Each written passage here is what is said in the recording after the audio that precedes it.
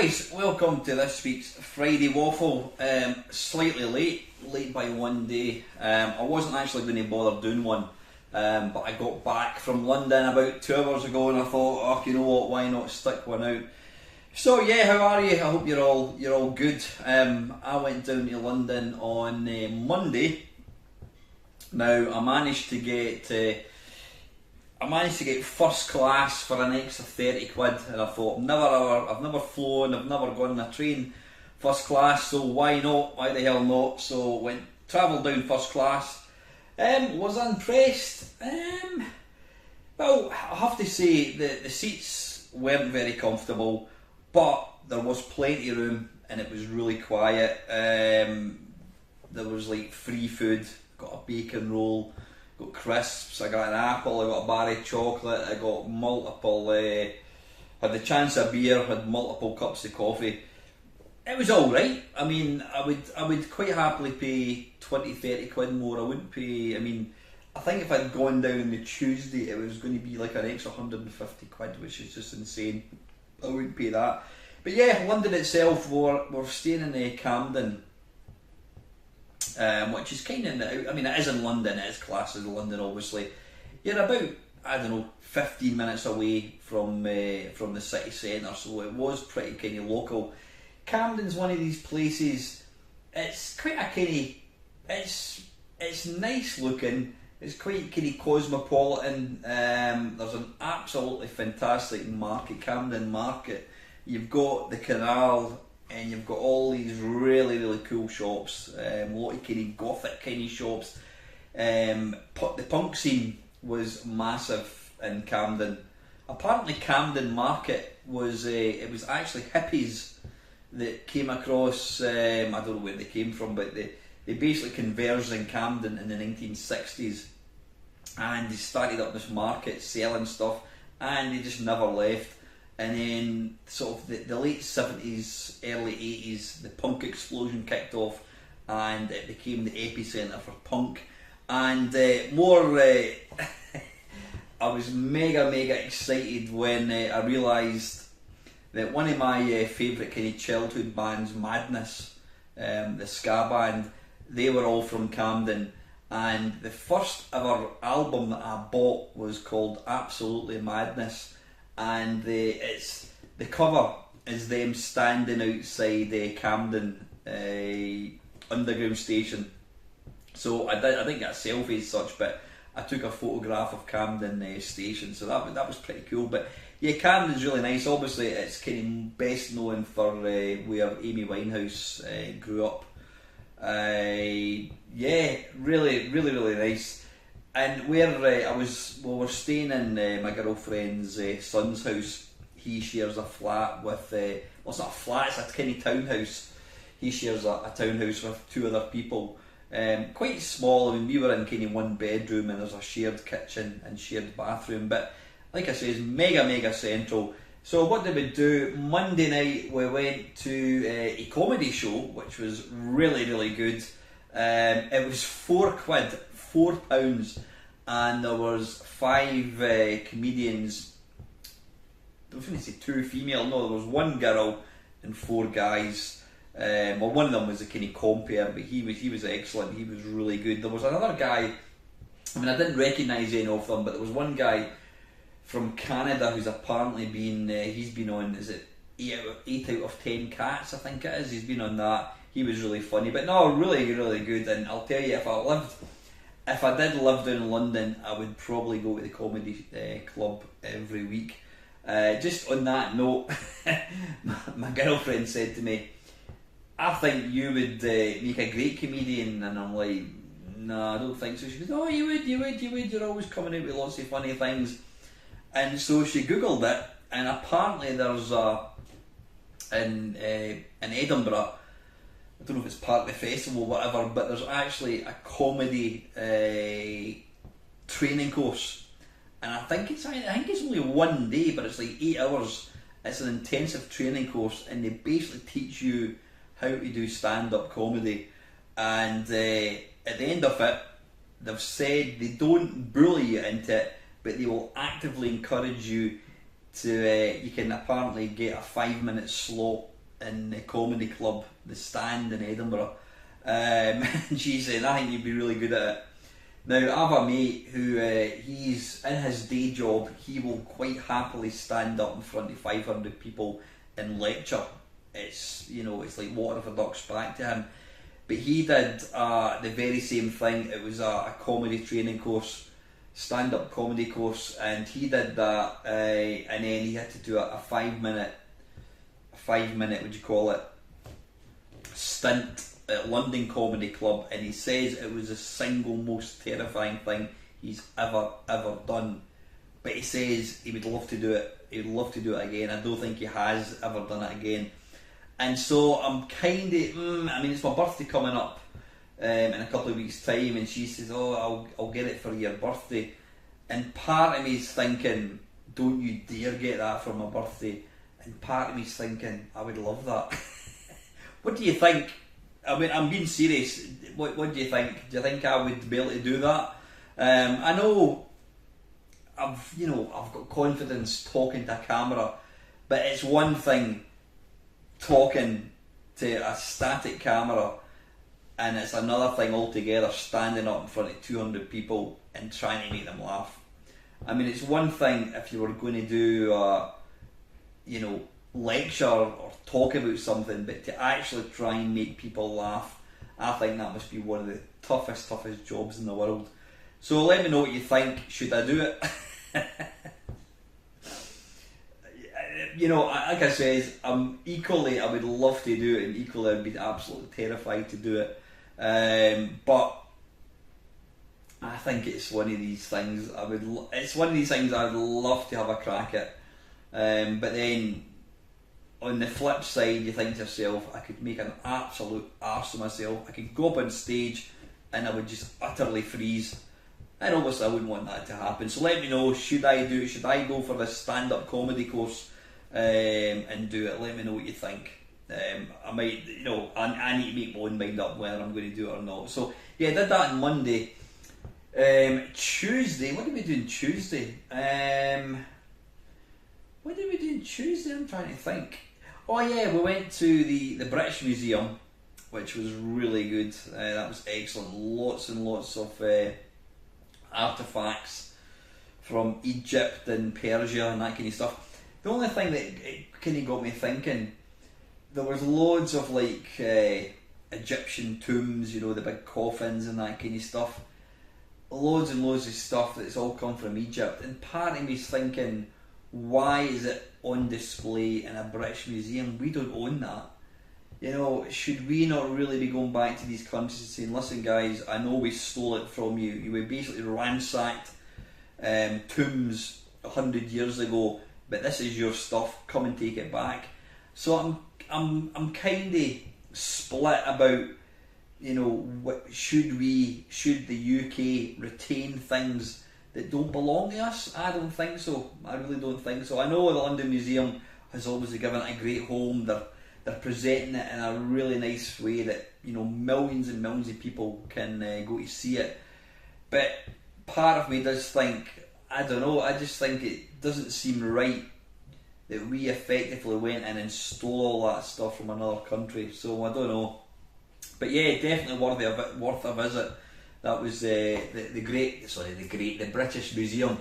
And then in the afternoon we went on I was going to say an open top bus. It wasn't an open top bus. It was an old style double decker London bus, and we had tea and a cream scone. Very, very posh. It was great. We went right round London, and we also saw we went past the Albert Museum. Not the Albert Museum, the Albert Hall. That was it.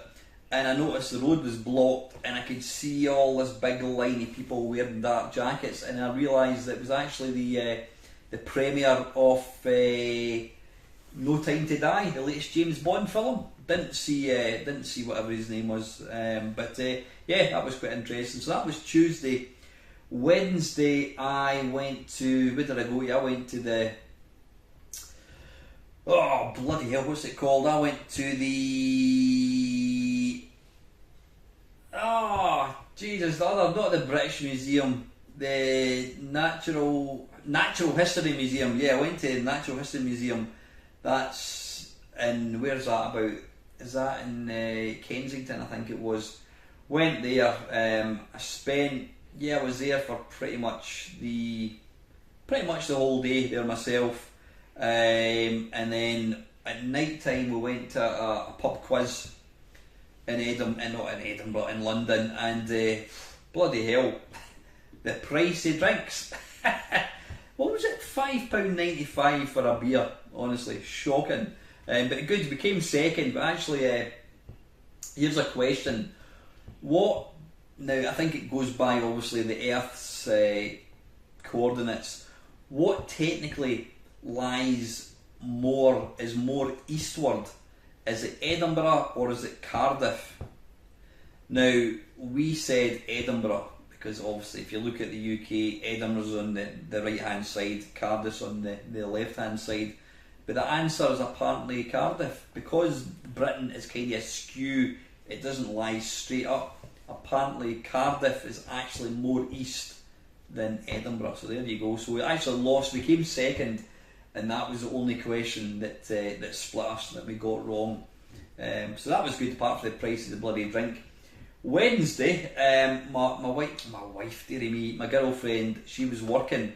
She was doing a team meeting conference thing. So I met up with actually one of my mates who watches. I got to know him through YouTube, and we met up on the Wednesday. And what did we do? We went to that was Wednesday. On the Thursday, we went to. I'm getting my days all muddled up. On Thursday I went out with my mate, and we went to, where did we go? We went for a curry, really nice curry in Tooting, a place I've never been to. And then we went to, I think it was the Elephant and Castle, and is it called Four Quarters?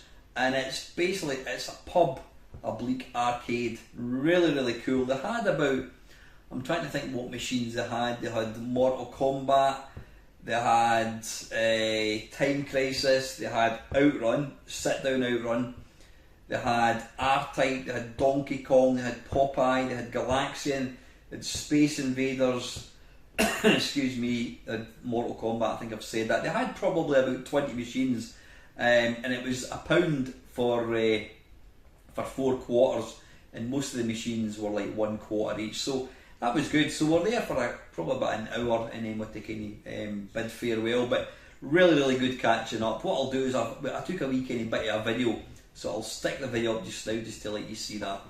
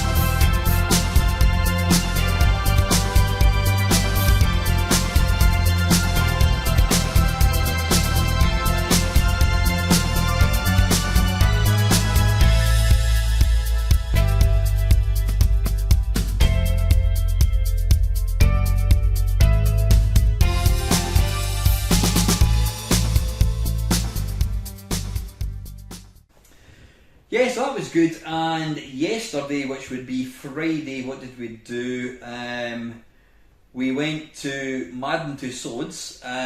Yeah, I don't know if you've been to Madden Tussauds. I mean, it's we managed to get a 2-for-1, so it was like 34 quid for the pair of us, so that was like £16 each, which wasn't bad.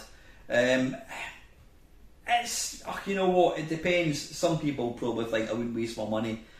It's I'm not a big, I don't do the whole celebrity thing at all. But it's quite interesting. It's interesting to see these people who are supposedly famous, seen them up close and personal, even if it's just to see how much a short arse I actually am compared to most people. Yeah, it was good. It was good. So we did that. Then we went to the Imperial War Museum, and yeah, I've got to say, going from something like Madden Tussauds, where it's you're getting a selfie with Beyonce or Little Mix or The Rock, and then you go to the Imperial War Museum and you see like true heroes. You see people who gave their life for their country, and then you've got the whole what you call it? Oh, I can't even remember the name. It's terrible. The genocide, yeah, not genocide. The Holocaust. Yeah, well, basically Germany killed about 4 million Jews. It is very, very sobering, and I mean, I've watched a lot of programmes on TV. I've watched videos on YouTube, but to actually see it firsthand, just what actually happened, it's. You come out, you come out feeling very, very grateful. But yeah, the Imperial War Museum only actually managed to do, I mean, there's 5 floors. I only managed to do 2 sections. We did World War One, and then we did the Holocaust. Again, if you've never been to the Imperial War Museum, I suggest you go. I think it's something everybody should be forced to go and see. You just realise how superficial, society has become. But yeah, so that was yesterday, and then today we went for a bite. We went for some breakfast, and then we had to get the train back. We actually we got to King's Cross. I mean, when we came down, it was King's Cross we got into. So of course, going home, we got to King's Cross. And our train was at 1:30, and we're standing looking at the departures at 1:10, and I'm thinking, I don't see any for Edinburgh. I'm like, that's a bit strange. Is it definitely 1:30? Looked at our ticket, and it was actually Euston Station. So fortunately, one of our friends was with us. He comes from London, so he says, look, don't worry about it, let's go. So we managed to kind of run to Euston, I should say, station, and we got the train. But then when we went through, because we were rushing, we got through the gate. We had a bag with sandwiches in it. That dropped. Everything went everywhere. Fortunately, the sandwiches survived. And then we went to get on the train. We couldn't find the tickets, and we eventually got on the train. We couldn't find the tickets, and yeah, we eventually found the tickets. And it was, we didn't go, it was just like normal class, standard class, and the place was absolutely rammed. There was virtually nowhere to put your suitcase. So that was a bit horrendous. That was a bit kind of stressful, kind of to finish off, but we eventually got our seat, and yeah, it was good. I got home, I said about 2 hours ago, just about 7:30. So all in all, I had an absolutely fantastic time in London. Would I want to stay there? Not at all. I think if I was 20 years younger, didn't have any kids, whatever, and circumstances were different, I think it'd be a place I would like to, maybe go for a couple of years, live down London for 2 years, just, live a bit and then come back. But nah, it's just too busy. And I was going to say, I find people from London very unfriendly. That's probably a wee bit unfair, because I think even where I am up in Scotland, a lot of people don't have the time of day for you. But in London, I don't know whether it's because I'm older, but I certainly felt like I was the older kind of generation. There's loads of really young people, But one thing that really stood out is just how invisible you feel when you're in London. You know, you're on a tube, you're walking along the pavement, and people, it's almost like you don't exist. You know, so no, I wouldn't want to. As much as it would be really nice, it would be nice to live down there for a couple of years, because there is so much. You've got great stuff, like you said. You've got comedy clubs, you've got museums, you've got everything. Everything's on your doorstep. Compared to, you know, living up in Scotland, but I absolutely would not want to live down there. So anyway, listen, that's enough of my holiday. Excuse me, I'm just going to have a quick drink of coffee, and I've got questions from 2 weeks ago which I haven't yet answered. So yeah, I'm going to answer these hopefully, and then any questions that were asked the week before, I'll kind of answer next week. Because I wasn't actually going to do a waffle this week. Right, Dave Connolly, thanks for that. I wanted to just clarify why I had asked for the hypersports question. Yeah, Dave was asking how feasible or how quick could the swimming event in hypersports be done. Over the years, I remember spending fortunes on new joysticks. I was always breaking them because of games that required rapid joystick waggling. Hypersports was one example, swimming and weightlifting. I think Daley Thompson was another joystick breaker. Personally speaking, I think my household spend more money buying replacement joysticks than actual computers. Here's the thing, I happen to have a sneaky suspicion that all of that frantic joystick waggling might have been unnecessary. I think it's possible that the joystick breaking games might have been limited, similar to how some trucks have speed limits built in. If that's true, it means that fortunes have been spent investing in replacement joysticks and building massive joystick graveyards. On the other hand, if the joystick wagglers were not limited, then it raises the possibility of being able to build a device that omits joystick left, joystick right signals at rapid speed, which means that swimming events could legitimately be completed in a ridiculous time, like half a second. So it would seem that two worlds are possible. World A, there is a limit as to how fast joystick waggles could be registered, in which case we've all wasted millions of pounds by replacing joysticks that were broken because of fruitless and frantic joystick waggling. And the world B, there is no hard-coded joystick waggling speed limit. If that's the case, then ridiculous speeds like half a second should be possible. There's a course on, I can't even read that, Udemy, that covers how to write games for the Atari. As far as I can tell, a lot of the concepts in that course could apply to the C64. If World B is the world we're in, then I think it would be an interesting side project to build an interface that you could plug into your computer that would simulate 10,000 left and right waggles per second. You could then automatically trigger a spacebar event by watching pixels for the breath alert. I only mention this because I know there are some people who made those kind of games watching. I wonder what they think. I'm almost certainly not going to build a thing. It's all just hypothetical. Nevertheless, it is quite literally $1 million question. Thanks again. No, thank you, Dave, for that answer. Wonderful. Colin Jones, for the next waffle, and maybe the oddest question I've ever asked, I've heard that some Scots have trouble saying purple burglar alarm. Is this true? Purple burglar alarm, purple burglar alarm, purple burglar alarm, purple burglar alarm. You can make your own mind up about that one, Colin. Calden of Stardust, what a great question by Colin. I'm going to do a C64 game version for my YouTube username. Anyway, can't remember what the hell that was. What? Oh, yeah. He was asking about games, beginning with each letter. Yeah. Right, Milfy Swinbuckle, hello again, Main Meister. 3 related questions for the next waffle, though only the first one is game related, and the other 2 needn't be answered if you don't want to. Can you give up to 3 answers on each one? One will do, but more if you can think of more of the following 3 questions. What realistic gaming goals would you love to achieve and possibly might well at some point in the future? Realistic gaming goals. I presume when you say gaming goals, you mean not owning a game or buying a piece of hardware. You're talking about like scoring or completing a game.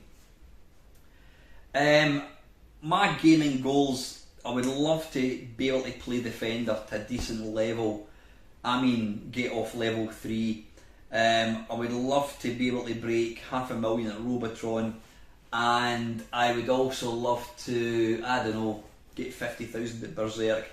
Are they possible? I think they are, absolutely, I think they are, but it's like anything, you need to practice, and I don't play these games often enough to actually do that, but I think they're definitely practicing. So yeah, get better at Defender, Robotron 2084 and Berserk. The same question above, but with realistic goals in life. 3 things that I would love to do in life. I'm hoping I can do them. I just need to, I don't know, be less lazy. I would love to be able to play the guitar, learn how to play the guitar. I've got a guitar. There's no reason why I shouldn't. It's just putting the time in. Love to be able to play the guitar, learn how to play the guitar. I want to do another ultra race, another West Highland Way ultra race, 95, 96 miles. I want to do another one of these, and I would love to start climbing hills. I think they call it Munro bagging up in Scotland. Any hill that's over 3,000 feet is called a Munro in Scotland, and I think there's 300 odd in Scotland, and the more, there's people who try and climb every single one. It's called bagging, Munro bagging. So I would like to do that. So learn the guitar, get fit, lose weight, get fit, do another West Highland Way race, and start climbing Munros. So there you go, And the last one, again a similar question but with unrealistic goals in life that you'll probably never achieve but still dream of doing. Okay, things that I would love to do and I probably won't ever do them. For a variety of reasons. I would love to like drive from west to east across America in an open top Chevy. I would love to like the old Route 66. I would love to do that. From what I gather, there's not actually that much left of the original route, so it's kind of not going to be possible for that reason. But am I ever going to actually get to a stage where I make it happen? I don't know. Yeah, so drive Route 66 I'd love to do. What else would I love to do? Become a stand-up comedian. Yeah, there you go. There's one. That's something I'd love to do. Can I make that happen? I don't know. It's down to me. I'm going to say it's not going to happen, but you never know. You never know. So yeah, become a stand-up comedian and drive Route 66. And the last one, I don't know, something ridiculous like climb Mount Everest. Yeah, I mean, I would love to climb Mount Everest. Is it ever going to happen? No, it's not. It's not because I don't want it to happen. I'd love to be able to have the ability to do it, but it's not going to happen because I'm not going to put myself into that position. It's just too cotton picking dangerous, and I'm not fit enough for that. So yeah, anyway, listen, Milty, there are 3 really good questions. Thank you. Down the rabbit hole for the Friday Waffle. Hi Alan, I rarely hear UK gamers discuss the Atari Lynx. So I was wondering, was it rare or just unpopular in the UK back in the 90s? No, I don't. Well, I'm saying it was rare. The problem with the Atari Lynx, Kev, as we all know, I don't know what one came first. I think the Game Boy came out first, and yeah, it had a black and white screen. Or it wasn't technically black and white; it was black. It was different shades of grey. It had a really small screen, no backlight, quite low resolution. The Game Gear came along with, coloured graphics. It looked a lot better than the Game Boy. The problem with the Game Gear was the screen was very kind of washed out looking. Maybe the original, maybe when it was brand new, it didn't look like that. I did own a Game Gear for a short time, and yeah, the screen was really washed out. And then of course Atari Lynx came along. The Atari Lynx, I don't know what kind of hardware it had, but it absolutely annihilated both the what do you call it, the Game Gear and the Game Boy, more specifically the Game Boy, you know, the power that the Lynx had was incredible. But the problem was, it was really expensive, and the biggest problem I think for probably the Lynx and the Game Gear was the batteries. You know, it took, I don't know how many, it took probably 4, if not more, of the big C batteries, big heavy buggers. Now, batteries back in the sort of early 90s, 80s, 90s, they were ridiculously expensive. I mean, batteries have come down in price a lot more. They're a lot cheaper now, and they're a lot more effective. But batteries back then were really ridiculously priced. So, buying a handheld, the whole point of a handheld, I would say, is you can basically game on the go. But when batteries are lasting, I don't know how long they lasted, maybe an hour, if that, then, you know, that was ultimately what led to the kind of downturn of these machines. People weren't, you know, why would you want to pick up one of these machines if you could only play it for an hour? And the Game Boy came along, it had hundreds, probably thousands of games in it. It eventually took over the market completely. Nintendo absolutely owned the handheld market. The Game Gear didn't last long, and the Atari Lynx didn't last long. So to answer your question, Kev, no, the Atari Lynx was definitely a thing in the UK, but I don't think it was successful, just down to the fact that whilst it was a really, really awesome machine, the fact that Atari kind of went, you know, arse for elbow after a certain length of time, I take it the Lynx stopped getting kind of produced. But ultimately, I think the lack of games and the lack of kind of how expensive it was to run the thing ultimately probably led to its kind of downfall. Excuse me. Secondly, what is your favourite plug and play game like those 6-in-1 Namco things? Excuse me, that you can plug into your TV. Yeah, I've got a few of these. I've got a few of them. I've got a couple of Namco ones. Have I got an Atari one? I've got one that's got Space Invaders built in. I've got maybe 4 or 5 of them. I've also got the Commodore, whatever it was called. It was like the Commodore 64 in a joystick. The only problem was most of the games are complete pants. The one that I really like, it's by Namco, and it's got pole position built in. And the reason I like it is the joystick. If you imagine the joystick shaft, you can actually twist it like a steering wheel, so it actually gives you a really, really good analog steering system for the game. So you plug this into your TV, and it's excellent.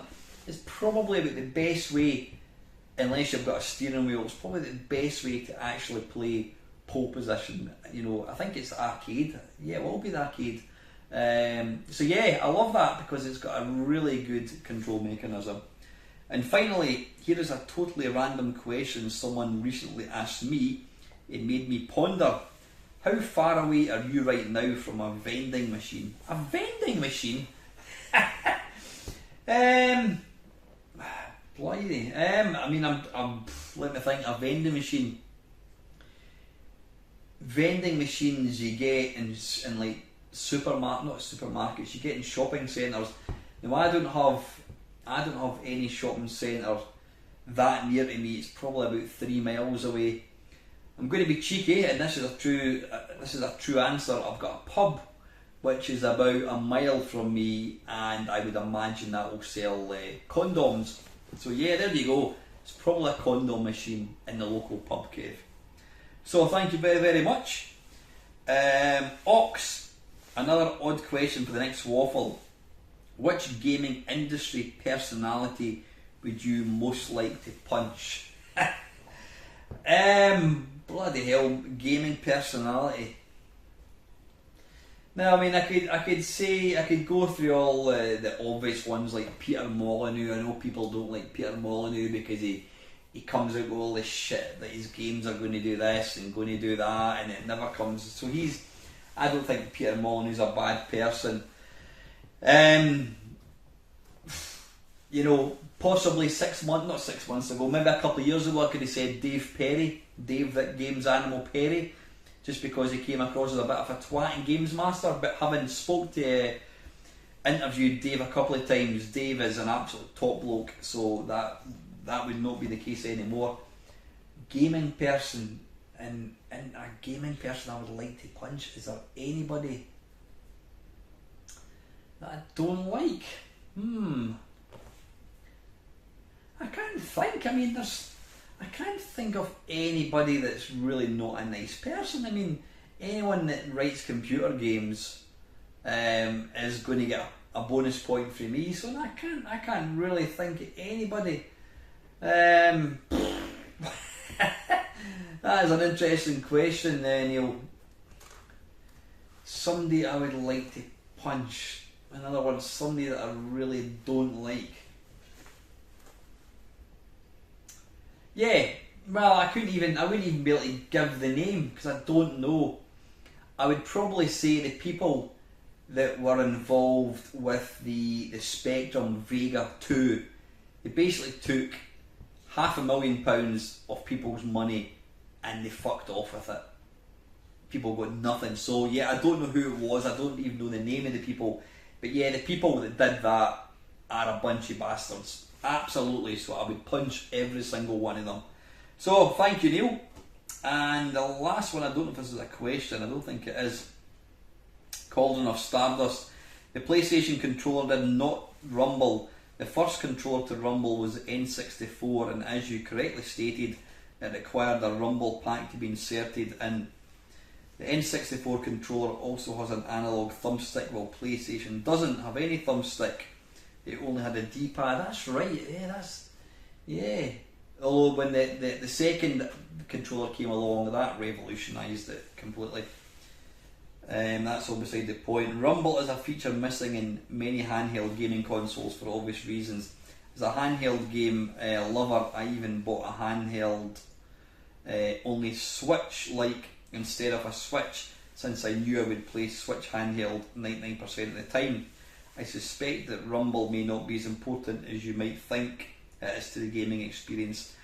Interestingly, I was talking to one of my mates a couple of weeks ago, and he's got the PlayStation 5, and he's got the PlayStation, and he's got the Xbox X, and he was telling me just how advanced the controllers are for these machines. He says that the rumble doesn't just rumble when you're getting hit or going, in a car, whatever. He says, just like if you're going across like the chevrons in a car simulator, or if a car's coming up past you, you feel a bit of vibration. He says it's absolutely incredible, just the kind of technology, just how advanced these things have actually become.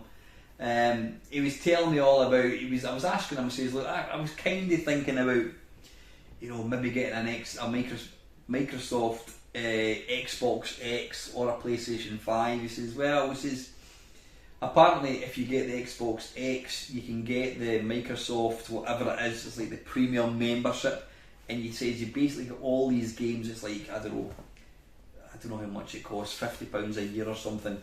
And he says you've basically got all these games that you don't have to buy games, you just download them. So I'm kind of thinking about it. The only thing is, you still can't get one of these machines for love nor money. Now, one of the machines which I've got a Discord channel, a Meme Meister Discord channel, which a lot of the guys that watch my YouTube channel, they're on it, and they love the Mister. Now, if you don't know what the Mister is, don't ask me. From what I gather, it is a floating point such and such a board, and it essentially allows you to upload what's called a core. You can upload a machine into this thing, and it basically becomes that machine. Now you're probably thinking, well, that's an emulator, and that's what I thought as well. Apparently, an emulator is software. This is like hardware. So when you upload this core, it is, what I've been told is, it is the closest you can actually get to having a real piece of hardware. Now, I'm very lucky. I've got lots of different machines. I've got loads and loads of different machines, and I love them all to bits. But I will get to a point in time where, whether it's where I move house and I think I don't want to have to kind of drag all this stuff away and move house with it, or it might just get to a point where I think, right, you know what, I've had enough. I've had my experience. I've had my fun with all these machines. Now I want to get rid of them all, and you know, that is when I think to myself, it would be nice to have some kind of machine that I can run all these machines on, and I think this Mister is kind of going to scratch that itch for me. I do have the Spectrum Next, and I'll be completely honest with you. I mean, when I got the Spectrum Next, I raved about it. I said how good it was, and I still stand by that as a sort of standalone piece of hardware. It's beautiful, it really is. But it's kind of got me thinking. I have not switched on the Next for probably, I would say, about a year. I think I've used it twice.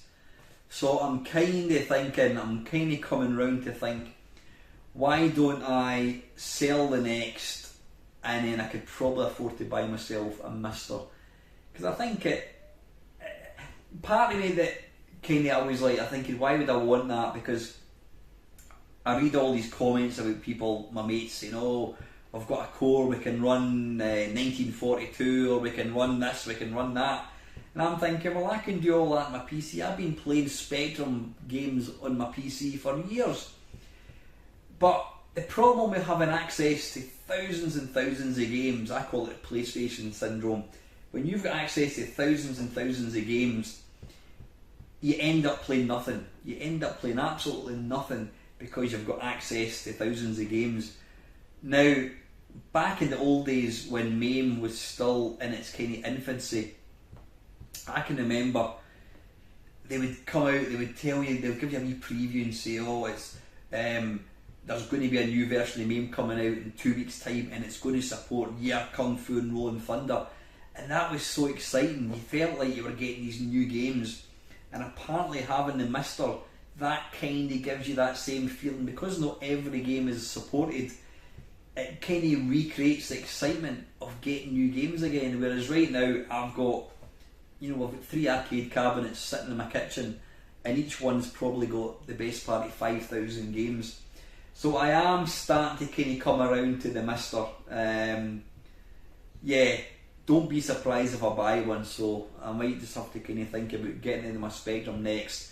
I don't use it, and what my mate said to me was, he says at the end of the day, the Spectrum Next is not a dedicated board. It is the same. It's the same kind of machine as a Mister, and it's got a Spectrum core loaded on it. He says, so you buy a Mister and there's a Spectrum Next core, so you're basically getting, the only thing you're not getting is you're not going to get the keyboard with a little kind of rainbow thing on it. I need to think about it. I'm not saying I'm going to do it, but I'm kind of coming round to there. So anyway, listen guys, I'm going to get this video uploaded. I'm not going to wish you a good weekend because it's almost we're almost into Saturday, we're almost into Sunday. I'm going to put this out as a premiere even, and I'm going to watch it and hopefully comment as well. I will be back tomorrow night, 7 o'clock till 9. I'm going to be doing, I think it's part 4 of Crash issue 1, which is basically a Spectrum magazine playing games that were reviewed in it. So anyway guys, listen, as always, thank you very much for watching.